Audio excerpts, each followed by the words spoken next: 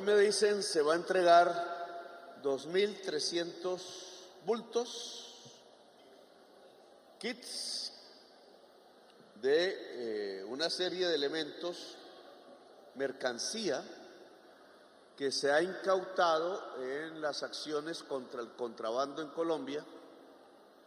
Creemos que este tipo de mercancías que venían a destruir el trabajo nacional, que son una especie de lavado de activos del narcotráfico, porque la cocaína que venden fuera de Colombia, compran por allá mercancías, las venden aquí muy baratas, las meten con complicidad de funcionarios públicos y terminan al venderse baratas, impidiendo que las personas que trabajan acá, que tengan empresas, cooperativas, etcétera, puedan vender, porque su producción es un poco más cara que esta que traen, básicamente porque esta la vuelven pesos y se la devuelven al narcotraficante. Este gobierno ha hecho en estos 2 años, fue mi orden, las operaciones contra el contrabando más grandes de la historia del país. Tenemos bajo control de la justicia española el contrabandista más grande que hay hoy en Colombia, enormes fortunas, no es como el contrabando que se pasaba antes en los buses. Este contrabando es de transacciones financieras internacionales, de miles de millones de dólares, de cómplices fuera de Colombia, de muchísimas naciones, y dentro de Colombia prácticamente han capturado el Estado, que tiene que intervenir para que no haya contrabando en el país. Son casi, para el caso de la persona que les hablo, 39 años de estar permanentemente financiando campañas presidenciales para que a cambio le entregaran los puestos claves de los puertos, entre esos el de Buenaventura, de la Polfa dentro de la Policía Nacional, de las aduanas dentro de la DIAN y otra serie de cargos que, en lugar de cumplir su función constitucional y legal de ayudar a la industria nacional, terminaban arrodillados y pagados por la mafia del contrabando. Hemos capturado ya al más grande, pero hay más. Y queremos que la operación permita que en el puerto de Buenaventura no salga ni entre más contrabando. Ese es un objetivo que se le ha puesto a quienes dirigen la DIAN. Más adelante saldrá más información al respecto, porque los contrabandistas han estado aliados de senadores, de políticos y hasta de expresidentes. La mercancía que se incauta va a ser entregada a la gente pobre del país para que la ayude a construir economía productiva. La única manera de salir de la pobreza es trabajando, no hay otra. Y el trabajo cambia en el tiempo. Antes veíamos el campesino de asadón, hace muchos años, décadas, el obrero cargando bultos o empujando enormes maquinarias, incluso en este puerto, pero cada vez el trabajo es más, llamémoslo así, menos muscular y más inteligente. Usa mercancías de mayor calidad, necesita competir. Y por eso con el Departamento de Prosperidad Social hemos iniciado esta actividad, que estas mercancías incautadas le sirvan a la gente pobre, que no queden por ahí o se las roben otra vez o se las devuelvan al contrabandista a cambio de plata, que se pueda entregar créditos a la economía popular si se asocia, porque al trabajar se sale de la pobreza, se empieza a progresar, porque Buenaventura podría ser un gran centro de trabajo local para la exportación, en pesca, en maderas, en cacao, en productos agrarios, en biches, si se quiere decir, en confecciones, en arte. Aquí hay un ejemplo de las confecciones hechas por las señoras cooperativistas con telas que han sido incautadas del contrabando. Es decir, aquí hay una apropiación popular de lo que era una economía ilícita y la han vuelto una economía lícita que indudablemente va a hacer prosperar gentes, señoras sobre todo, de la comunidad bonaerense. Esta es una forma de demostrar cómo se sale de la pobreza. Ya las estadísticas que me han alegrado mucho en el día de ayer, porque hemos logrado dos grandes hechos, hoy un tercero. El primer hecho fue lograr a través de la reforma pensional aprobada en el Senado, que ahora el uribismo quiere tumbar. No les gustan los viejos y las viejas, sino cuando van a votar por ellos, obligados. Pero cuando son libres, cuando se les dice que son sujeto político que puede decidir, cuando se les da dignidad a través de un bono pensional, que es lo que aprobamos, o de una verdadera pensión, entonces ahí sí ya no les gusta, porque ese dinero que se le entrega al viejo y a la vieja era antes la utilidad de los banqueros amigos de ellos. Construimos más igualdad, construimos más dignidad.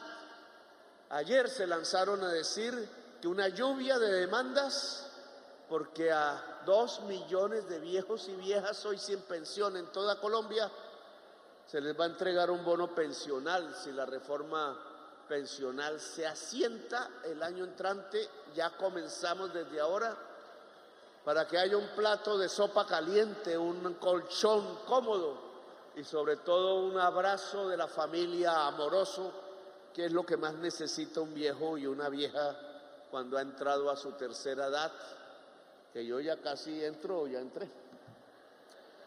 Entonces, ese es un primer hecho, un hecho de justicia social. Es que una sociedad que no cuida a sus viejos se vuelve una sociedad vagabunda, indecente. A mí sí me gustaría decirle a Paloma Valencia qué daño le hacen los abuelos y abuelas de Colombia, qué daño le hacen para que intente quitarles ese bono. Al abuelo yo no le hubiera quitado la pensión, a pesar de que echó bombas y bombas contra el campesinado de este país siendo presidente. Ahora, ¿por qué diablos a viejos decentes de verdad, que no han matado a nadie y que se han dedicado a trabajar toda su vida, ella sin autoridad moral, viene a decir que les quiere quitar el bono pensional, demandando ante la Corte Constitucional porque le da asco que el pobre pueda tener dignidad? Malos movimientos políticos los que hacen, porque la labor de un congresista, de una congresista, debería ser el interés general, como ordena la Constitución del 91, y no el egoísmo social, que es lo que practican, porque no quieren perder sus privilegios. El segundo hecho que hemos logrado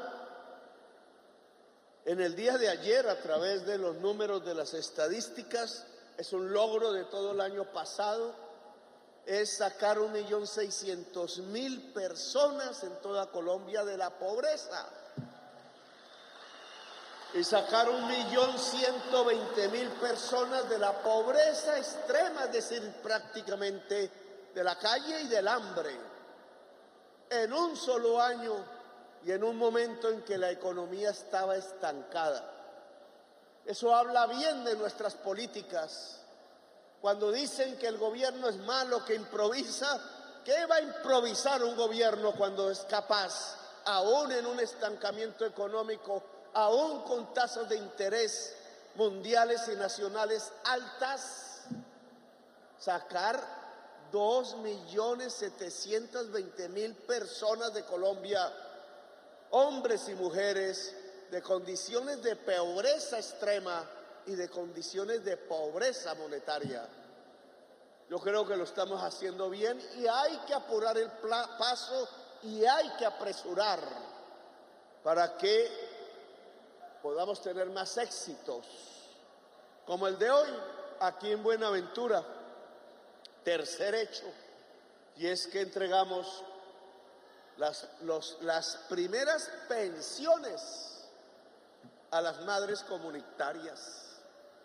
Ya no son 260.000 pesos, es el 95% del salario mínimo, que da como 1.200.000 aproximadamente. A cada señora que dedicó su vida a cuidarle los hijos y las hijas a las vecinas y al barrio, un trabajo que tenía que hacer el Estado, que es la primera prioridad de una sociedad decente. Porque así como hablaba de los viejos, ¿qué decir de una sociedad que abandona su niñez en la violencia, el hambre y el desafecto? ¿Qué clase de país vamos a tener en 20 y en 30 años si nuestros hijos hijas se han criado en el desamor? Claro que los niños y las niñas de la clase media de Colombia pueden quedarse en un jardín y nosotros apoyamos que puedan tener ese jardín de calidad. Pero ¿qué le pasa a los niños y niñas de la primera infancia del campesino o de la campesina? ¿Qué le pasa a los que viven en un barrio popular de invasión? ¿Qué les pasa a los que viven en Buenaventura y en las ciudades y regiones excluidas de Colombia? Entonces, que la vecina cuide, ella paga la luz, ella paga los servicios, ella pone su tiempo y no le pagan un salario. Quieren aún mantener la esclavitud en Colombia solo porque quieren dirigir y gobernar para hacer sus grandes negocios de autopistas de 2 carriles para un lado y 2 para el otro, siempre y cuando tengan peaje, o sus negocios con el dinero de la salud de los colombianos, para que la gente en los campos no tenga ni cómo llegar a un hospital, siempre y cuando los dueños de las EPS puedan comprar un jet o un campo del golf o volverse ricos y llevar a las novias a Miami, mientras la gente en Colombia no tiene atención, se queda sin medicinas, o las medicinas valen 5, 8 o 10 veces más que en cualquier lugar del mundo. Negocios sí les interesa, pero no el cuidado de la gente, que es lo que la Constitución ordena, no la construcción de un Estado social de derecho, que en otras palabras no es sino una construcción de una sociedad justa, en donde la paz pueda ser, en donde la gente pueda ser dueña de su propio país, a lo que llamamos poder constituyente. Solo levantar esa palabra en la manifestación de Cali hace unos meses causó un espanto general.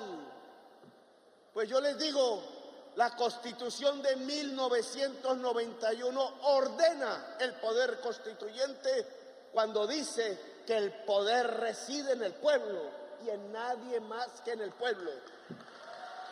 Y respetan la Constitución los que andan burlándose del poder constituyente de la gente porque creen que pueden mangonear los destinos de la mayoría de la población mientras se enriquecen con el erario público. Ellos son los que respetan la Constitución. Nosotros la respetamos cuando estamos creando justicia, y al entregarle las pensiones a las madres comunitarias, 30.000 señoras ya de edad que dedicaron su vida a cuidar 14 niños por mujer, es decir, en este caso, casi 500.000 niños y niñas de Colombia sin que le pagaran nada, el gobierno de cambio les reconoce ese trabajo y ya en su edad pensional les entrega la pensión a la que tienen derecho y que se merecen por haber trabajado para el Estado, para la sociedad y sobre todo para la niñez colombiana, que por esa vía al menos tuvo un abrazo, un beso, un afecto, una posibilidad de vivir mejor. 3 hechos que no les gustan a los que nos critican. Es que yo no vine aquí a enriquecerme. Me importa un comino si me invitan a los clubes de los ricos, no me gusta. No me gustan sus miradas de odio cuando me ven, porque saben que no soy, dicen, de clase. ¿Qué de clase ni qué 8 cuartos? Yo soy un hombre libre. No me dejo encerrar por ese tipo de creencias, de estupideces. La vida se vive intensamente o no se vive, y la vida se vive para sí mismo y para los demás, porque entonces tampoco se vive. Yo no voy a salir rico del palacio, me pondré a sembrar por ahí, me dicen que quinoa, y es que es bueno si es tierra fría, porque si es aquí toca papachino, ¿no? No me iré a tener campos de golf y cosas por el estilo. Me importará nada si me invitan de nuevo al Palacio de Nariño o a cosas sociales que no me gustan. Lo que sí quiero es salir tranquilo. Así me persigan, porque ya lo hicieron cuando fui alcalde. Me embargaron dizque por $100 millones y me quería poner preso el abogado que hoy es de Schneider, cuando era de Cambio Radical y le hacía caso a Néstor Humberto Morales y a Germán Vargas Lleras, siendo dizque el zar contra la corrupción, y lo cogieron preso los gringos. Y ahora ese que cogieron preso los gringos por corrupto viene a decir o a construir la tesis de que este gobierno es corrupto. Cualquier corrupto en el gobierno se va de inmediato y lo echa el presidente. Como me tocó echar a Olmedo. Que unos congresistas pidieron proyectos para sus pueblos, pues eso hayan hecho durante 2 siglos. Yo no sé si estará bien o mal, yo nunca lo hice. Pero entonces ahora sí es malo, porque le pidieron al ministro de Hacienda 3 proyectos para sus respectivos pueblos, pero era buenísimo cuando le pedían centenares y miles de proyectos al señor Rudolf Homs en el gobierno de César Gaviria, o al señor Juan Manuel Santos en el gobierno de Andrés Pastrana, o los miles y miles de millones, billones que salieron de las regalías o CAT-PAS, de las regalías en general, de la fiduprevisora, del FOMAC, durante el gobierno de Duque, que literalmente ordeñó el presupuesto nacional y nos sobreendeudó, conduciéndonos a la actual crisis financiera de Colombia. ¿Saben qué estaba haciendo el ministro de Hacienda, que ahora vilipendian, que es doctor en economía y uno de los mejores economistas del país, que es un hombre serio y honesto? Lo que estaba haciendo era intentar que la Comisión Interparlamentaria de Crédito cumpliera su función, que no era aprobar leyes, como mentirosamente dice Vique y la oposición. La Comisión Interparlamentaria de Crédito no aprueba leyes, aprueba los créditos con que este gobierno tiene que endeudarse para pagarle la deuda a Duque. ¡Qué emoción la nuestra! Trabajamos es para pagarle la deuda que dejó Duque. Eso es lo que estaba haciendo esa comisión interparlamentaria, exigiéndole al ministro para aprobar ese endeudamiento que beneficia a sus regiones. Yo eché al señor Olmedo y esos proyectos ni siquiera se contrataron. Pero sí salen a decir que ya salió la plata para financiar el ELN. ¿Cuál plata? Demuéstreme en dónde salió, porque yo sí les demuestro cuál era el lavador de activos que en el gobierno de Duque, y ya tiene todavía familiares en el gobierno, lavaba los activos de las mafias de Arauca con el dinero público. Yo sí tengo las pruebas. No nosotros, que yo mismo echando a Olmedo no dejé que ese tipo de proyectos se aprobaran, si es que estaban. Ahora, ¿qué hubiera pasado si nosotros no logramos que se aprueben las autorizaciones para endeudarnos, para pagarle la deuda a Duque? Toda la economía nacional entra en apagón, cesamos pagos, la tasa de interés se dispara, el endeudamiento ya no es a 8% en dólares, se me vuelve a 15% en dólares y me convierto en un Milei argentino, echando a medio estado a la policía, a los soldados, a los maestros, a los médicos, a las enfermeras, porque no hay con qué pagar, y termino no haciendo nada por los pobres. A algunos les gusta eso porque les gusta vivir entre los ricos, pero a mí no. Y fuimos responsables. La Comisión Interparlamentaria de Crédito Público no aprueba leyes, no sean mentirosos. Aprueba es cómo endeudarnos para pagar deudas, porque a eso se dedica el Ministerio de Hacienda, desgraciadamente, dado el sobreendeudamiento en que nos dejó el presidente Duque, que usó los dineros de la deuda para subsidiar a los más ricos de Colombia, pagándole las nóminas de sus empresas en la época del COVID. Nunca miró una señora de estas, nunca miró una cooperativa de pescadores, nunca miró el 1.800.000 empresas pequeñas, medianas y microempresas. Nunca subsidió a un empleado de ese tipo de empresas, sino a los señores Gilinski, a los señores del Tiempo, a los señores de RCN, a los ricos de este país. Y ahora nos toca pagar esa deuda. Y pagando esa deuda nos toca pedirle permiso a la Comisión Interparlamentaria de Crédito.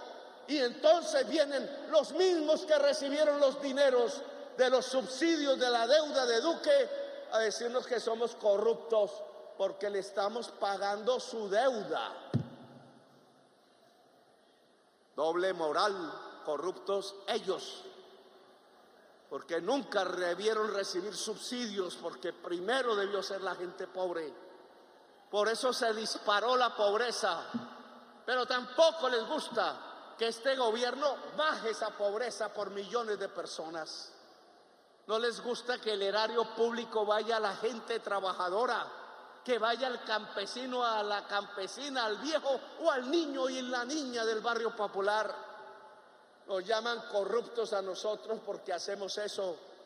Pues yo tengo que decirle, los corruptos son ustedes, los dueños del capital, que recibieron esa deuda y ahora se atreven a decirle al ministro de Hacienda, porque trabaja para pagarla, sin sacrificar la gente del pueblo, que es un corrupto. Dicen, pues es un ministro honesto, no se ha robado un peso, no tiene dineros, no es un hombre rico, no se vuelve el dueño del café, no privatiza en su favor, no entrega Isagen a un solo contratista como hicieron en el pasado, no hace negocios para los ricos, sino intenta que quede espacio presupuestal para la gente trabajadora y pobre de Colombia. Esto lo vamos a defender, porque el hecho yo mismo de haber echado a Olmedo, que nadie más lo echó, esto no fue como la ministra de Comunicaciones, que cuando la prensa se dio cuenta que se estaban robando el dinero de los niños del internet, entonces Duque lamentó hasta el último día de gobierno. Yo apenas supe del robo de Olmedo lamentable la vida de Olmedo, lo eché.